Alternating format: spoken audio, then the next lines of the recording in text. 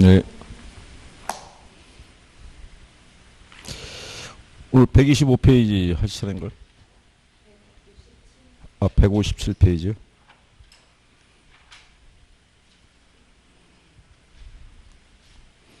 아, 지난 시간에 접힌 걸 갖고 했군요.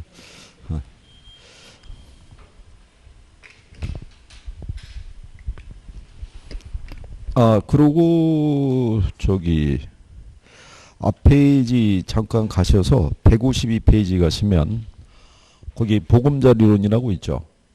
예. 거기서 이번에 왜 정부가 6.17 부동산 대책 발표했었죠. 그래서 보금자리론 쪽에서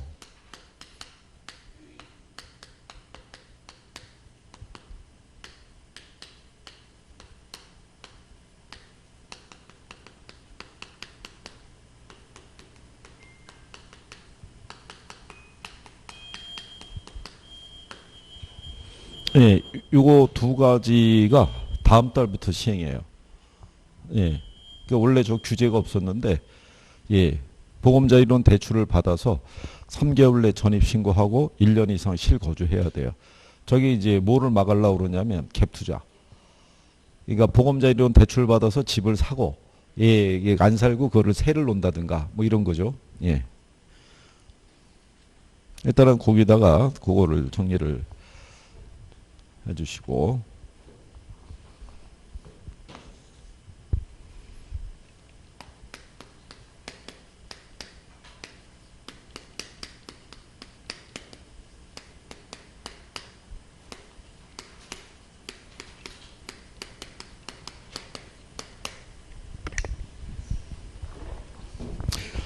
추가로 뭐 이제 필요한 사항이 있으면은, 예, 그거는 또 나중에, 예, 추가로 정리해서 드리고. 그러니까 지금 이제 한참 바뀌고 있어가지고, 예, 한번 취합을 한번 해야 돼요. 그래서 이달 지나고, 예, 그러나, 왜 후속 조치라는 게 따를 수 있거든요. 이거 지정해 놓고. 근데 이게 이제 규제를 해서 이번에 강남 쪽에 4개 지역은 토지거래 허가구역으로 묶었잖아요. 예, 그래서 그게 또 재산권 침해, 예, 뭐 이런 논리도 있고. 그런데 이제 그 안에서도 역시 규제가 이루어지고 나면 또 거기에 맹점을 찾는 게 있죠. 그게. 예, 그게 참 대단한 사람들이죠. 근데 이제 그것도 거기도 차이점이 왜 여러분들이 공법이나 해서 배우시겠지만 법정동이 있고 행정동이 있잖아요. 예, 근데 이 규제는 법정동을 기준으로 하거든요. 예, 근데 행정상으로 보게 되면 그렇죠. 거기에 붙어 있는데 법정동하고는 틀리죠. 예, 그러면은 잠실 쪽에 가깝게 돼 있는데 뭐 행정동상으로는 뭐 신천동이나 그 옆에, 예, 이렇게 붙어 있으면은 걔들에 대한 또 수요는 또 늘어날 수도 있고. 그리고 이 주택까지 기준하게 되면은 그 대지 면적이 한 18평방미터 정도인데 거기 이하에 해당하는 또 이런 것들이 있으니까, 예, 그러니까 뭐 아주 난리들이 아닌 거죠. 그게. 근데 이제 그런 것들을 나중에 중개 업무를 하시다 보면 실무상에서 그걸 다 접하셔야 될 거예요. 왜냐하면 이제 문의가 온다고요. 어떻게 되냐? 이제 거래 못 하는 거냐? 예, 그러면 걱정하지 말고 돈만 갖고 오세요. 이게 중개업자들이 주로 하는 게 그거거든요. 그러니까 어쨌든 집값이 좀 잡혀야 그것도 안 할 텐데. 자, 어쨌든 우리는 관계없이 부동산 투자 회사 제도 있죠. 시험상에서 이제 자주 인용이 되는 건데요.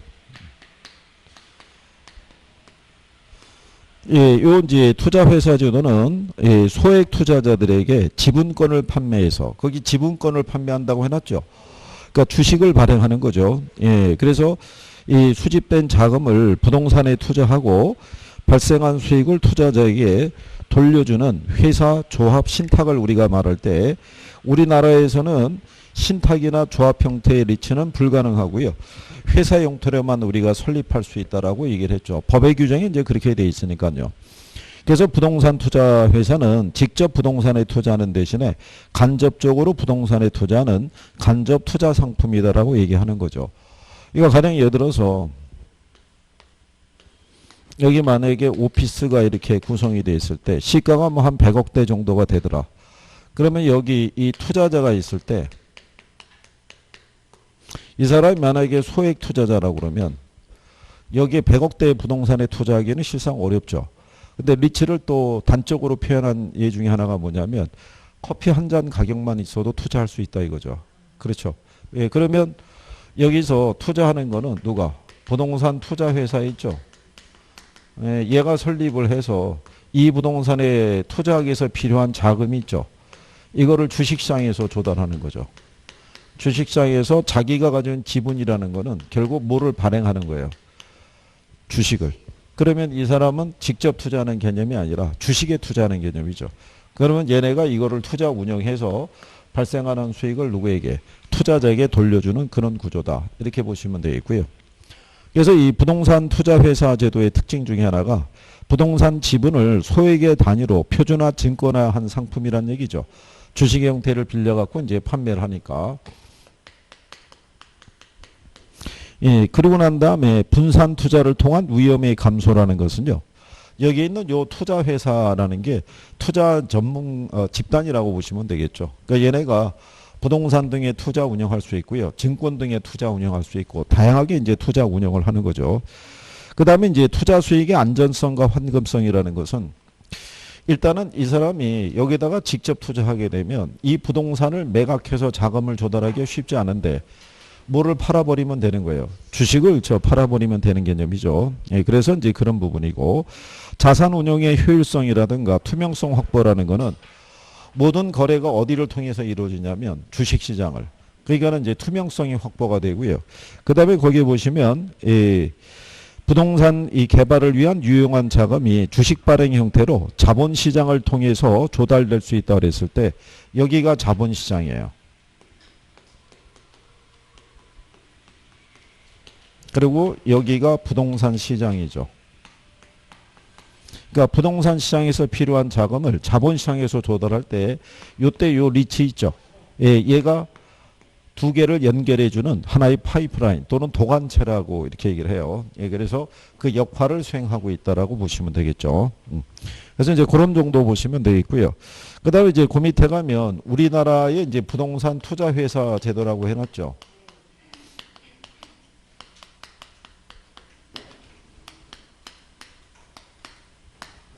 예, 여기도 이제 그 시험상에서 가끔 이제 인용을 해주는데요. 회사는 자기관리 부동산 투자 회사가 있고요. 그 다음에 위탁관리 부동산 투자 회사가 있고, 그 다음에 기업 구조조정 부동산 투자 회사가 이렇게 주어져 있어요. 근데 요 중에 실체가 있는 주식회사는 얘 하나밖에 없고요. 얘네들은 서류상의 회사예요. 예, 명목회사예요. 그래서 이 자산의 투자 운용이 있죠.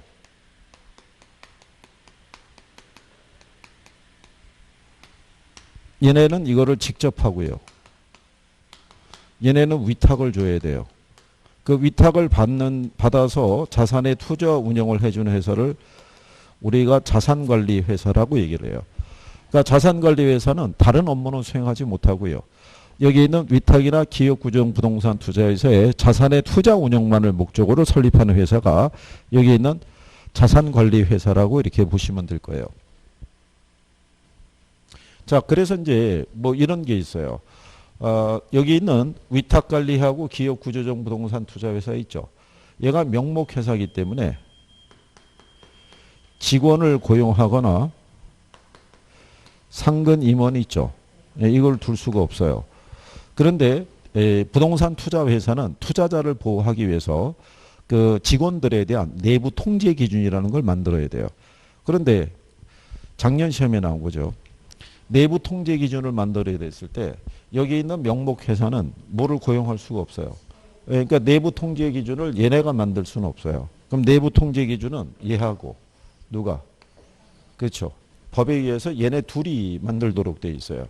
근데 작년 시험에는 위탁관리 회사가 내부 통제 기준을 마련할 수 있다. 그러니까 요 시스템을 알고 있는 사람이라 그러면 위탁관리 부동산 투자 회사가 들어온 게 틀렸다라고 볼 수 있겠죠. 그래서 이제 그게 여러분들 가지고 계신 그 교재에 보시면 164페이지 있죠. 164페이지 가시면은 47조 있죠. 예, 거기 보면 내부 통지 기준의 재정이라고 해놨잖아요. 그래서 1항을 보게 되면 자기관리 부동산 투자 회사 및 자산관리 회사는 이렇게 돼 있잖아요. 그거를 작년 시험에 위탁관리 부동산 투자 회사는 이렇게 줘서 틀리게 준 거예요. 여기에. 그래서 이제 그런 내용을 기초로 정리를 하시면 되겠고요. 다시 이제 본문으로 돌아오셔서 그 다음에 이제 요렇게 이제 세 가지가 구성이 되어 있고요. 요것도 시험상에서 인용을 해요. 실체가 있는 회사는 얘 하나밖에 없거든요. 그러니까는 직원을 고용하거나 상근 임원을 두고 자산의 투자 운영을 직접 수행하는 애는 누구? 자기관리가밖에 없는데 얘들이 된다. 이렇게 틀리게 나온 적도 있고요. 또는 자기관리하고 기업 구조적 부동산 투자 회사가 실체가 있는 회사로 이렇게 해서 틀리게 준 적도 있어요. 간단하게. 그 다음에 예, 거기 158페이지 하단에 가면 투자 자문회사라고 있죠.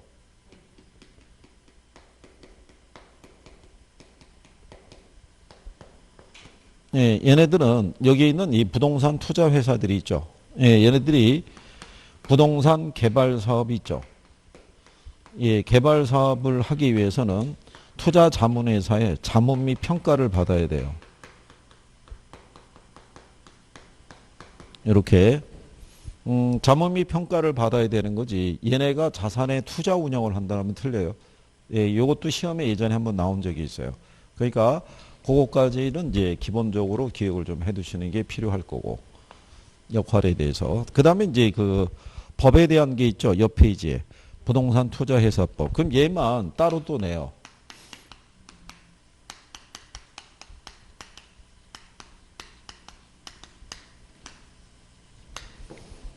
부동산 투자회사법이라는 제목을 달고 뭐 이렇게 해서도 내죠. 그럴 때 이제 여기 보게 되면 자기관리 부동산 투자회사가 있고요. 위탁관리가 있고 기업 구조적 부동산 투자회사가 있었을 때. 자, 법 조문안에 보시게 되면 제일 먼저 나오는 게 3조의 법인격이라고 해놨어요. 그죠? 예, 거기서는 부동산 투자회사는 주식회사로 하고요. 부동산 투자회사는 이 법에서 특별히 정한 경우를 제외하고는 상법에 적용을 받는다. 이유는 얘가 주식회사라서 그래요. 그래서 상법에 적용을 받는다. 그것도 시험에서 한번 나온 거고요. 그 다음에 그 밑에 가면은 2장의 설립기간에서 보면 5조 있죠. 부동산 투자회사의 설립은 발기 설립의 방법으로 해야 돼요. 발행하는 주식을 다 자기네가 인수하는 형태로 설립을 해야 되고, 그 다음에 상법에도 불구하고 현물 출자에 의한 설립은 할 수 없어요. 예, 그게 재작년 문제의 답이었어요. 현물 출자에 의한 설립을 할 수 있다. 이래가지고 틀리게 준 거예요. 그 다음에 이제 그 밑에 가면 설립 자본금이라고 있죠. 예, 걔는 시험 지문에 잘 나오는 거예요. 얘가 5억이고요. 얘가 3억, 얘도 3억이에요. 원래는 10억, 7억, 7억이었는데 이게 완화된 거예요. 그러고 난 다음에 이제 한 3번 이렇게 썼어요. 그 다음에 이제 최저 자본금이라는 게 또 있어요. 설립 자본금이 있고요. 예, 자기관리 부동산 투자 뒤쪽으로 넘기면 제10조에 최저 자본금이라고 있죠. 예, 그래서 최저 자본금에 보면은 자기관리 부동산 투자회사가 얼마? 70억. 얘네들은 50억, 예, 50억. 설립 자본금보다는 출제 빈도가 좀 떨어져요. 떨어지는데 얘들도 어쨌든 지문으로 인용을 다 하는 거예요. 그 다음에 이제 11조의 2호 보면은 위탁관리 부동산 투자회사의 지점 설치 금지라고 해놨죠. 예, 그거는 수시로 들어와요. 이거는 위탁관리뿐만 아니라 기업 구조적 부동산 투자회사 있죠. 예, 얘네는 다 서류상의 회사이기 때문에 본점에 지점 설치할 수 없고 직원을 고용하거나 상근 임원을 둘 수 없다라는 거. 둘 수 있다, 뭐 없다, 있다, 뭐 계속 이렇게 들어오니까요. 그 다음에 이제 그 밑에 가면 주식의 공모라고 했죠. 이게 이제 공개 모집하는 거예요. 그죠? 예, 주식 공모에 대한 조항을 보게 되면요. 부동산 투자회사는 영업인가를 받거나 등록을 한 날부터 2년 이내 발행하는 주식 총수의 100분의 50 이상을 일반의 청약에 제공해야 된다라고 해놨죠. 그죠? 일반의 30을. 근데 얘는 요 조항을 적용받지 않는다고 그랬죠. 얘는 3호도 가능해요. 그러니까 3호라는 거는 소수의 기관 투자자로부터 자금을 모집해도 되더라. 이런 얘기예요. 꼭 공개 모집하지 않아도 되더라. 뭐 이런 얘기고요. 그 다음에 이제 그 밑에 가면 주식 분산이라고 있죠. 이건 1인당 주식 소유 한도를 얘기를 해요. 그래서 이제 거기 보시면 주주인과 특별관계자는 최저 자본금 준비 기간이 끝난 후에는 부동산 투자 회사가 발행한 주식 총수의 얼마? 100분의 50이 있죠. 네, 근데 역시 얘는 이 조항을 적용받지 않아요. 기업 구조용 부동 거기다 명시해놨죠. 1항이 그렇게 되어 있으면 2항의 기업 구조용 부동산 투자 회사는 이 규정을 적용받지 아니한다 이렇게 해놨잖아요. 예, 그래서 그렇게 여러분들이 구별할 수 있으시면 되겠고, 그 다음에 이제 거기 19조에 가면은 현물 출자라고 있죠. 예, 이 현물 출자에 대한 부분에서 우리가 이제 현물 출자를 할 수 있는 이제 재산이 있잖아요. 재산에 보시면 161페이지에 가면은 첫 번째가 부동산이 있죠. 그 다음에 지상권 쭉 있고 난 다음에 마지막에 보면 미음에 공익사업을 위한 토지 등의 취득 및 보상에 관한 법률에 따라 공익사업의 시행으로 조성된 토지로 보상을 받기로 결정된 권리. 이걸 우리가 대토보상권이라고 그래요. 예. 이게 얼마 전에 정부가 이번에 왜 3기 신도시 건설하죠. 그럼 3기 신도시 건설에 따라 토지 수용에 따른 보상이 있죠. 이게 한 40조에서 50조 된다는 거예요. 근데 이 돈이 현금으로 풀려가지고 이게 다시 부동산 시장으로 유입이 되면은 이게 투기적인 요소가 발생할 가능성이 크다라고 보고 이거를 현금으로 주지 않고 이걸로 주겠다는 거예요. 땅으로. 근데 이거 땅을 주고 난 다음에 이걸 가지고 리츠를 결성하겠다는 거예요. 리츠를. 그래서 이 지주들이 현물로 출자해서 부동산 투자 회사가 설립이 되고 부동산 투자 회사는 이 토지를 활용해서 발생한 수익을 누구에게? 토지 소유자에게 돌려주는 이제 그런 구조로 운영을 해보겠다는 얘기인데 그게 쉽지는 않겠으나 정부 입장에서는 어떻게 보면 고육지책이라고도 할 수 있죠. 현금을 풀자니 돈이 너무 많이 풀리고 그렇다고 대토보상권을 준다고 그랬을 때 저게 일반인들은 저게 무슨 말인지 모르거든요. 그러니까 리츠의 구조를 잘 이해를 못하면. 그리고 중요한 거는 리츠라는 게 그 손실이 없냐면 그렇진 않아요. 저도 100% 안전하다고 할 수는 없고. 그래서 시행할 때까지는 조금 문제가 있을 수 있는데 어쨌든 뭐 되면은 어쨌든 뭐 협의를 해보든가 하겠죠. 일부는 현금 주고 일부는 대토권을 주든가. 그래서 이제 그런 내용이죠. 예, 그리고 이제 거기 보면 3번하고 4번 있죠. 거기 보면 3번하고 4번의 지문이 또 동일해요. 예, 그러니까는 거기서 뭐 3번을 하나 가로치셔가지고 똑같이 들어가 있어요. 네. 그 161페이지에 대토보상권 밑에 있죠. 예, 여기 현물출자라는 재산가액의 평가 있죠. 예, 요거는 수익환원법으로 하도록 돼 있어요. 근데 이게 리츠법이다 보니까 거기 보면 가격 시점이라고 해놨죠. 예, 감정평가에서는 기준 시점이잖아요. 근데 여기는 그냥 가격 시점으로 명시가 되어 있어요. 예, 그게 개정이 아마 안 된 걸로 그렇게 여러분들이 보시면 되겠죠. 그래서 이제 그런 내용이고요. 예. 그 다음에 이제 뒤로 넘어가셔가지고 그 22조에 가면 자기관리 부동산 투자 회사의 자산운용 전문 인력이라고 있죠. 예, 이것도 시험상에서 지문으로 2번 나왔어요. 이게 나온 이유는 여러분이 포함돼서 나온 거예요. 예, 이 자기관리 부동산 투자의 자산운용 전문 인력에는 감정평가사 또는 공인중개사로서 해당 분야에 5년 이상 종사한 사람이 여기 해당이 되죠. 여기 등록된 분은요. 부동산 개발 및 관리 등에 관한 법률에 의거해서 부동산 개발회사 있죠. 예, 거기 전문 인력으로도 취업할 수 있어요. 등록이 된 사람들에 한해서. 예, 그래서 그거는 여러분들하고 연관이 있으니까 구별하시면 되겠고 22조의 3호 보면은 자산관리회사 인가라고 해놨죠. 예, 요거는 이제 여러분들이 여기 보면 자기관리 부동산 투자회사의 최저자본금이 70억이잖아요. 얘가 자산운용 전문력을 5사람 이상 상근으로 둬야 돼요. 그럼 이거는 얘도 똑같다는 얘기예요. 얘도 자본금이 얼마? 70억 이상. 자산운용 전문력을 몇 사람 이상? 5인 이상 상근으로 둬야 되는 거는 그러니까 얘들이 원래 해야 되는데 서류상 회사니까 얘가 대행을 해주잖아요. 그러니까 얘하고 기본적인 구성 요건은 같다라고 생각하시면 돼요. 뭐하고? 자기관리 부동산 투자회사하고 그 다음에 여기 투자자문회사 있죠. 얘는 자본금이 10억 이상, 자산운용 전문력을 3인 이상 이렇게 두도록 돼 있다라고 보시면 되겠고요. 그 다음에 이제 그 밑에 가서 24조에 가면 처분 제한이라고 있죠. 예, 부동산 투자회사는요. 국내 부동산 같은 경우는 1년 이내에는 처분하면 안 되고요. 국외 부동산이 있죠. 예, 얘는 정관에서 정하라고 그래서 이건 자율로 정해놔요. 근데 여기 있는 기업구조조정은 처분 제한을 안 받아요. 요거는 이제 상식적으로 기업의 구조조정을 빨리 진행을 해줘야 되기 때문에 처분 제한을 두면 안 된다는 얘기죠. 그리고 여기 처분 제한을 둘 때 나지 상태로 취득해서 나지 상태로 팔 수는 없어요. 개발 사업을 시행한 후가 아니면은 처분해서는 안 된다라고 명시를 해 놓은 거예요. 무슨 말인지 아시겠죠? 그거는 163페이지에 맨 위에 상단에 박스 있죠. 예, 그 밑에 가면은 자, 부동산 투자회사는 건축물이나 그 밖에 공작물이 없는 토지는 해당 토지의 부동산 개발 사업을 시행한 후가 아니면 그 토지를 처분해서는 안 된다. 그리고 이제 그 밑에 가면은 사망에 기업구조정 부동산 투자회사는 이례 규정을 적용받지 아니한다라고 해놨잖아요. 그죠? 네, 거기다 다 해놓은 거예요. 이게 원래 조문에는 이게 없어요. 조문에는 이렇게 안 돼 있고 나중에 이제 뒤로 가서 이제 49조의 몇 호 그래 가지고 기업 구조용 부동산 투자에서는 제 몇 조의 몇 호를 적용받지 아니한다. 이렇게만 해놨어요. 그래서 이제 거기다가 명시해 드린 거니까. 그 다음에 이제 그 밑에 가면 자산 구성이라고 해놨죠.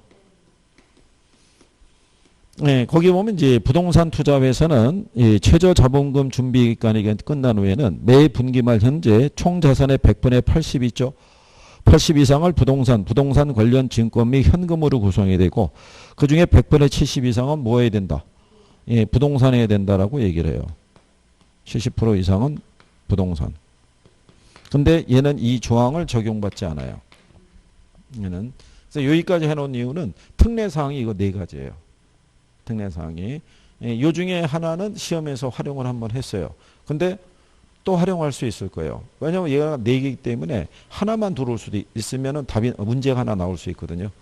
다음 중에 기업구조용 부동산 투자회사에게 적용받지 않는 사항이 뭐냐 뭐 이렇게 들어올 수도 있으니까 그래서 4가지 정도는 구별해 주시면 되겠고 그 다음에 이제 28조에 가면 배당이라고 해놨죠.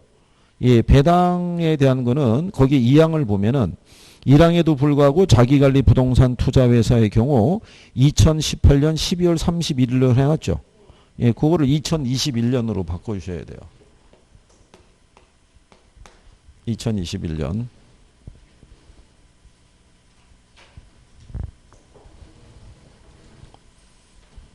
그래서 이것만 바꿔주셔도 돼요. 얘는 이제 나오기가 어려운 이유가 뭐냐면 이게 내년 연말까지 한시적으로 쓰고 있는 거예요. 그러니까 이게 2018년도부터 계속 기간 연장 들어왔던 거예요. 그러다가 법 개정이 안 되잖아요. 그러면 그 사이는 원래 상태로 되돌아갔다가 다시 뭐 법 개정을 발표하면은 또 바뀐 걸 내용을 적용했다가 근데 1년 단위로 하다 보니까 그래서 이제 공백이라든가 이런 게 생기고 그러니까 이번에는 2년을 적용을 해서 2021년까지 이렇게 하는 거죠. 그 다음에 이제 그 마지막에 하게 되면 차입 및 뭐를 할 수 있다. 사채 발행할 수 있는 것 있죠. 예, 이게 가능하다라는 거. 부동산 투자 회사는 금융기관으로부터 자금을 뭐 할 수 있다. 차입할 수 있는 거예요. 사채도 발행할 수 있고 회사채도. 이게 여러분 시험에는 부동산 투자회사는 금융기관으로부터 자금을 차입할 수 없다 이렇게 틀리게 준 거예요. 예, 그래서 여기에 나왔던 내용들은 기본적으로 우리 아까 이제 뭐 지점 설치 금지 이런 것도 있죠. 예, 그런 거랑 더불어서 기본적으로 정리를 해 두셔야 되는 거예요. 법 조문이 많겠죠.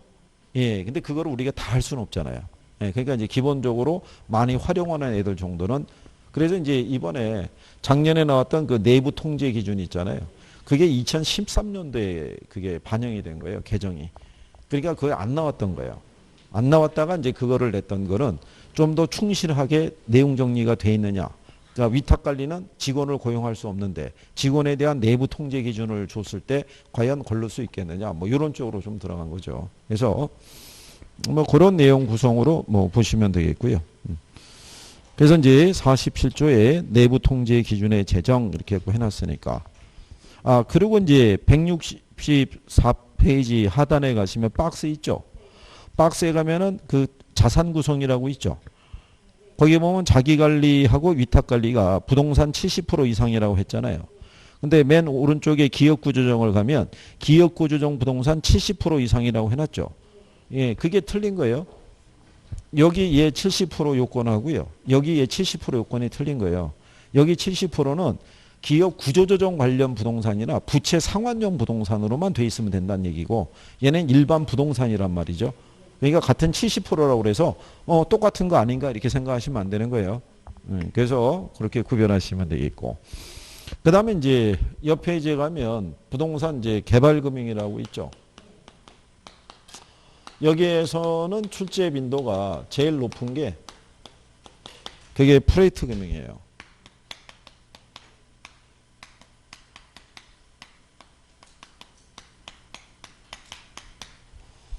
자, 이 프레이트 금융에 대한 기본적인 성격을 여러분들에게 잘 물어보죠. 거기 나온 대로 이제 프로젝트 금융은요, 프로젝트의 자산과 현금 흐름에 기초해서 자금을 조달하고 해당 프로젝트로부터 나오는 수익으로 원리금을 상환하거나 수익을 배당하는 방식의 자금 조달 기법을 말한다라고 얘기하죠. 그러니까 여기서의 프로젝트라는 것은요, 대규모의 부동산 개발이나 자원 개발 또는 도로나 항만 건설 같은 사업이 있죠. 그러니까 대규모 프로젝트 사업에 이제 이 방식을 쓰죠. 이거를. 그래서 이제 자금 조달은 투자자에게서 투자를 받는 지분 방식으로도 조달할 수 있고요. 차입을 하거나 회사채를 발행하는 부채 방식으로도 조달할 수 있다라고 이렇게 여러분들이 보시면 될 거예요. 그래서 거기 보면 구조가 나와 있죠. 프로젝트 금융은 프로젝트 사업주가 있고요. 이걸 스폰서라고도 얘기를 해요. 프로젝트 회사, 투자자, 대출 금융기관 또는 시공사 있죠. 예, 구조는 이제 조금 복잡한 편이죠. 그러니까 여기는 지난번에 설명했지만 여기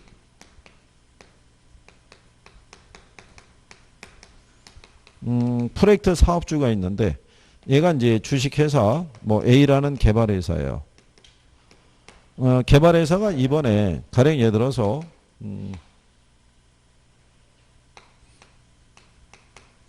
이번에 새로 나온 데가 저쪽에 은평에서 거기까지는 좀 거예요. 동탄에서 강남까지의 광역 급행열차 있죠. 예, 이거를 건설하는 이 사업권을 얘네가 따냈어요. 근데 이제 동탄에서 강남까지 연결하는 이게 대심도 지하철 공사를 따냈는데 사업비가 한 2조 들어간다는 거죠. 근데 요 2조라는 자금이 얘네 입장에서는 부담될 수가 있죠. 그러니까 이거를 직접 하기보다는 얘가 뭐를 설립을 하고요. 예. 프로젝트 회사를 설립을 하는 거죠. 그래서 가칭, 뭐 주식회사, 뭐 동남, 동강 뭐 이래서 하나 이제 설치하죠. 그리고 얘네한테 요 사업권을 넘겨주는 거죠. 사업권을. 사업권을 넘겨주는 대가로 얘네는 요 프로젝트 회사의 지분이 있죠. 예, 이거를 가져가거나 나중에 청산해서 수익을 받는 방식으로. 그러면은 이게 별도의 프로젝트가 된 거죠. 예, 그렇게 되면 법적으로는 여기 있는 프로젝트 사업주하고요. 얘하고 이렇게 분리되는 거죠. 이걸 우리가 신용 분리라고 그래요. 이거를 옛날에는 절연이라고 그랬어요. 그래서 절연 효과가 발생한다 뭐 이렇게 얘기한 거예요. 특징 중에. 그러면 요 프로젝트 회사는 요 프로젝트로부터 발생하는 현금 흐름이 있죠. 이게 급행 열차를 우리가 이제 설치를 하게 되면 여기로부터 사용료 있죠. 이걸 받을 수 있을 거 아니에요. 이게 수익이겠죠. 그죠? 예, 요 수익을 앞세워서 누구를 모집하냐면 투자자를 모집할 때 요때 아까 얘기한 것처럼 두 가지로 나눠지는 거예요. 이게 투자를 받는 방식이 있고 돈을 뭐 하는 방식이 있어요. 차입하는 두 가지로 자금을 조달하는 방식이에요. 그러면 이제 여기에 따라 투자를 하느냐 또는 차입을 하느냐에 따라서 투자자가 안게 되는 리스크의 크기가 어떻게 돼요? 틀리겠죠. 예, 거기에 따라 이제 수익금의 배분도 예, 달라질 수밖에 없다는 얘기죠. 선순위 또는 후순위 청구권이 있죠. 예, 이렇게 이제 바뀌어진다는 거죠. 그러면 이제 뒷장으로 그 특징을 가시게 되면 그래서 첫 번째가 신용 분리라고 해놨죠. 예, 그게 그 얘기입니다. 지금 조금 아까 얘기한 것처럼 여기 프로젝트 사업주하고 얘하고는 신용이 이렇게 분리가 되어 있다는 거죠. 독자적인 신용을 갖고 있다는 거. 그 다음에 이제 비소구 금융 또는 제한적 소금융이라고 그러죠. 이 사업이 잘 되면 관계가 없는데 잘 안 될 수도 있죠. 그러면 여기 있는 투자자들이 있죠. 얘네들이 추심이 들어갈 때 추심의 대상은 이 프로젝트 회사의 자산이 있죠. 여기에만 국한이 된다는 거고 일로는 추심이 못 들어간다 이런 얘기예요. 그래서 이제 특징 중에 하나가 이게 신용 분리도 돼 있고요. 그 다음에 비소구 있죠. 추심이 안 들어가니까. 근데 혹은 뭐라고 얘기하냐면 제한적 소구금융이라고 그러잖아요. 여기까지는 시험에 나온 거예요. 이거는 무슨 얘기냐면 여기 있는 프로젝트 사업주가 딸랑 이것만 넘겨주는 걸로 끝나는 게 아니라 너희도 추가적으로 출자를 하든가 아니면 일정 부분에 대한 책임을 지겠다는 뭐 이런 이제 각서라든가 뭐 이런 걸 제출했을 때 얘네가 돈을 빌려주거나 투자를 들어갈 수 있다 뭐 이런 얘기예요. 그래서 여기까지는 이제 활용을 해요. 그 다음에 이제 세 번째로 나오는 게 뭐냐면 부의 금융 효과라고 해놨죠. 예.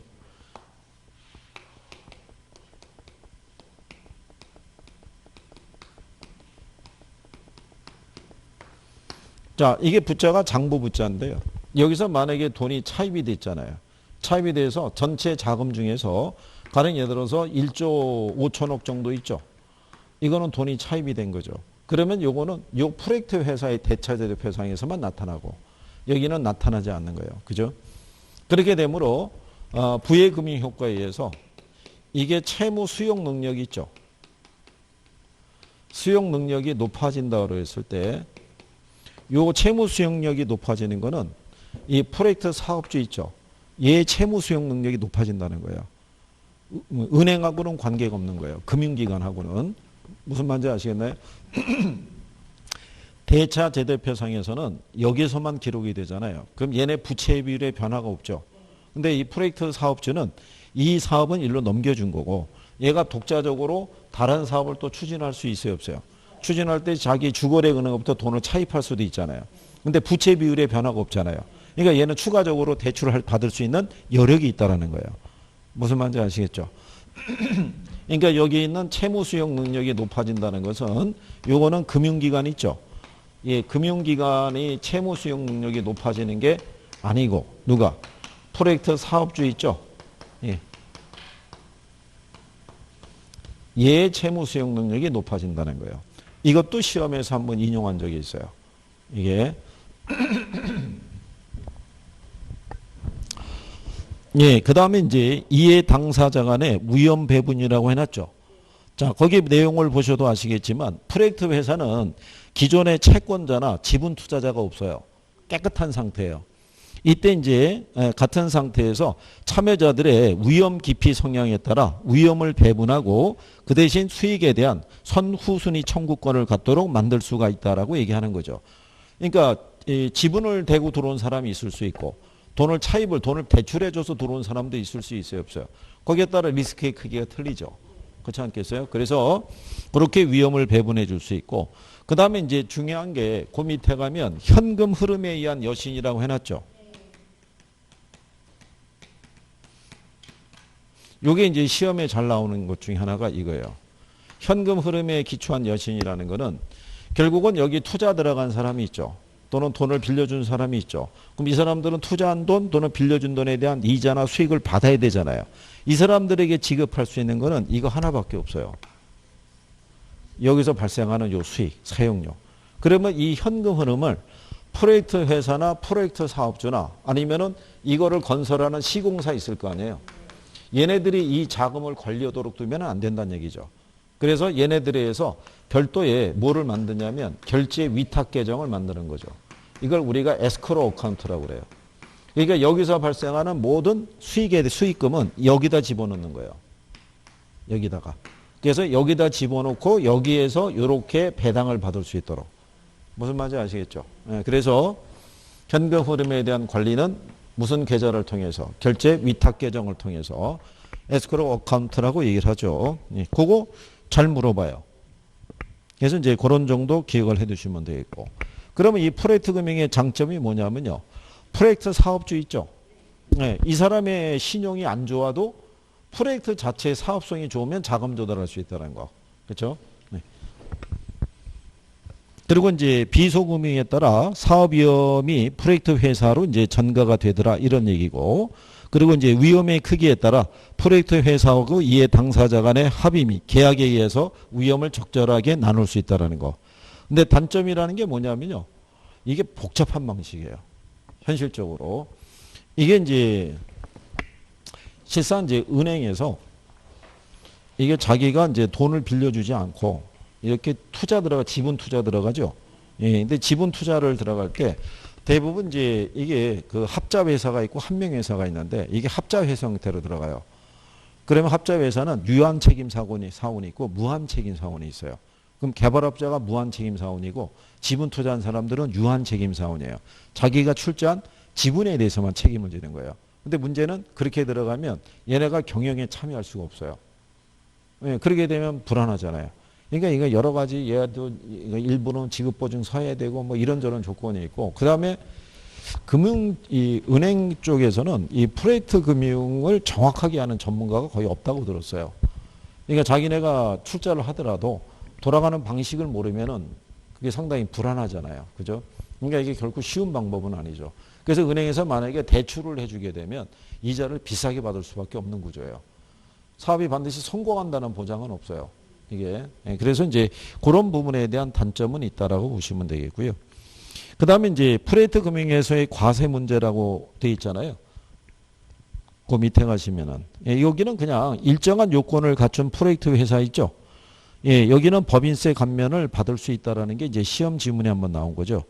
여기인데 왜 그러냐면요. 프로젝트 사업주 입장에서는 프로젝트 금융 방식으로 프로젝트를 수행하면요. 프로젝트 완료 들어오는 수익에 대해서 두 번의 소득세 또는 법인세를 내야 되는 그런 입장이 발생하죠. 프로젝트 사업주가 직접 자신의 이름으로 자금을 조달하고 사업을 수행했다면 그 수익에 대해서 한 번만 세금을 내면 되는데 프로젝트 회사가 사업을 수행하는 형식을 취하게 되면 먼저 여기서 수익이 발생했잖아요. 그죠? 그럼 먼저 얘가 세금을 한번 내야 돼요. 그러고 난 다음에 사전에 약정한 바에 따라서 출자 지분에 따라 자기가 받는 지분에 따라서 얘가 배당을 받을 거 아니에요. 그럼 거기에 따라 세금을 얘가 한번 또 내야 돼요. 그러니까 이중과세 문제가 걸리는 거죠.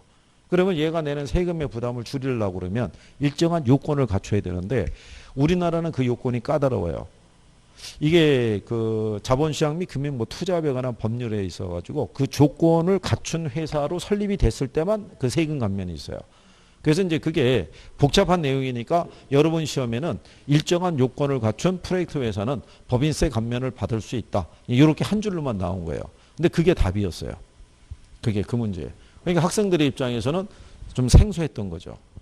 그래서 그러니까 이게 구조가 처음에 이렇게 돼요. 처음에 간단하게 내요. 간단히 내는데 가다가 보면 더 이상 낼 게 없잖아요. 맨날 똑같은 거 낼 수는 없고. 그러니까 새로운 게 한두 개씩 들어오는 거예요. 그건 뭐 어쩔 수가 없으니까. 그래서 그렇게 여러분들이 구별하시면 되겠고. 그 다음에 이제 그 부동산 PF 관련 유동화 증권이라고 밑에 보면 나와 있죠. 근데 이제 요게 그냥 간략하게 보시게 되면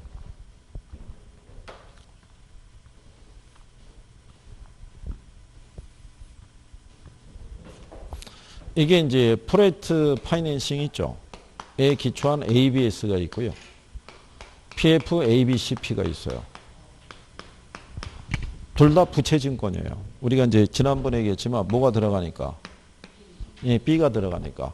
근데 요거는 자산 유동화에 관한 법률이 있죠.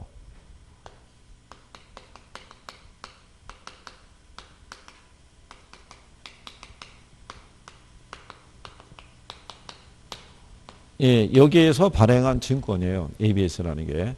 우리가 지난번에 ABS의 구조 말씀드린 거 기억하시나요? 만약에 A라고 하는 이제 개발회사가 있죠. 그럼 얘네가 만약에 아파트 개발이 있죠. 아파트를 갖다 이제 이거 개발 사업이 하나 있는데 얘가 이제 선분양한 거예요. 그럼 선분양을 하게 되면은 여기 이제 주택 매수자들이 있죠. 이 사람들은 계약을 하고 난 다음에 몇 해에 걸쳐 가지고 뭐를 내요? 그렇죠. 중도금을 이렇게 납입을 하죠. 근데 이 중도금은 지금 현금이 아니라 앞으로 들어올 돈이잖아요. 그러니까 얘네는 이거를 담보로 해 가지고 별도의 그 특수 목적 회사를 설립해서 이 증권을 발행을 해요. 그래서 뭐를 모집하는 거예요? 자금을, 개발 자금을. 그래서 이제 나중에 개발이 다 완성이 되고 분양이 끝나면은 그걸로 청산 들어가면 되는데 문제는 개발 사업이 이제 좀 지지부진할 수가 있죠. 분양이 잘 안 되거나. 그러면 이제 얘를 발행을 했는데 한 예를 들어서 1년 또는 2년짜리로 발행했을 거 아니에요. 그래서 상대적으로 얘가 얘에 비해서는 기간이 어떻게 돼요? 길어요. 그런데 분양이 잘 안 되면 들어올 돈이 없잖아요. 근데 증권을 발행했으니까 뭐는 줘야 돼요? 이자라든가 나중에 원금은 줘야 될 거 아니에요. 근데 날짜가 도래했잖아요. 그래서 어쩔 수 없이 대환을 시키는 거예요. 얘를 발행해서. 어음 발행하는 거예요. 그래서 기간 연장이 들어가는 거예요. 그러니까 얘는 어디에 기초해서 발행하냐면 상법에 기초해서. 상대적으로 그렇죠. 3개월 단위 또는 한 달 단위짜리로 잘라서 발행을 하는 거예요. 그래서 기간 연장이 들어가죠. 그러면 상대적으로 기간을 연장을 시키려고 그러면 이자는 얘가 더 비쌀 수밖에 없어요. 무슨 말인지 아시겠죠? 그래서 얘가 예전에 두 가지를 비교해서 출제를 한번 했었어요. 저게 21회 때인가? 그때 당시에 나오고 난 다음에 항의가 빗발친 거예요. 야, 지금 우리가 이것도 지금 힘들어 죽겠는데 거기에다가 ABS는 웬 말이며 ABCP는 웬 말이며 이렇게 된 거예요. 근데 재작년 시험에 얘가 지문으로 나온 거예요. 다음 중에서 지분 금액에 해당하는 걸 고르시오 그랬을 때 답이 리치였는데 그때 지문으로 제가 다시 한번 등장을 시킨 거예요. 그래서 용어 정도 그렇게 알아두시면 되죠. 자, 그래서 이제 그런 정도 정리를 해드린 거고요. 그 다음에 이제 뒤로 넘어가셔서 이용 및 개발론이라고 되어 있는데요. 이용에 대한 거는 뭐 그렇게 크게 정리 안 하셔도 될 것 같고요. 대신에 이제 174페이지 있죠. 이용에 대해서는 도시 스프롤 현상 기억하시나요? 예, 도시의 성장이 이제 무질서, 무계획적으로 평면으로 확산되는 현상을 도시 스프롤이라는 거. 도시 중심부보다는 외곽에서 주거지역, 상업지역, 공업지역에서 다 발생할 수 있다는 거. 뭐 그런 정도 알아두시면 될 거예요. 예, 그 왜 이제 이렇게 해드리냐면 여기가 이제 부동산 개발 및 관리론이에요.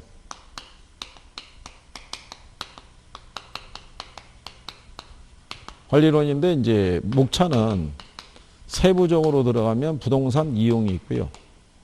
부동산 개발이 있고 부동산 관리 그 다음에 이제 부동산 마케팅. 근데 얘는 거의 출제 빈도가 없고요. 예, 요 중에 제일 비중이 큰 애는 얘예요. 개발. 그러니까 얘가 평균적으로 한 두 문항에서 많이 나올 때 네 문항 이렇게 나오고요. 얘네는 한 문항씩 이렇게. 그래서 얘가 비중이 제일 커요. 근데 요즘에 개발에서 왜 그러냐면 공법 아시죠? 예, 공법에 가면 왜 도시개발법 뭐 이런 게 있잖아요. 예, 거기에 관련된 용어가 나오는 거예요. 예, 그렇기 때문에 어쩔 수 없이 개발을 중심으로 관련 용어를 중심으로 정리할 수 있으셔야 돼요. 잠깐 또 쉬었다가 한번 하시는 거죠.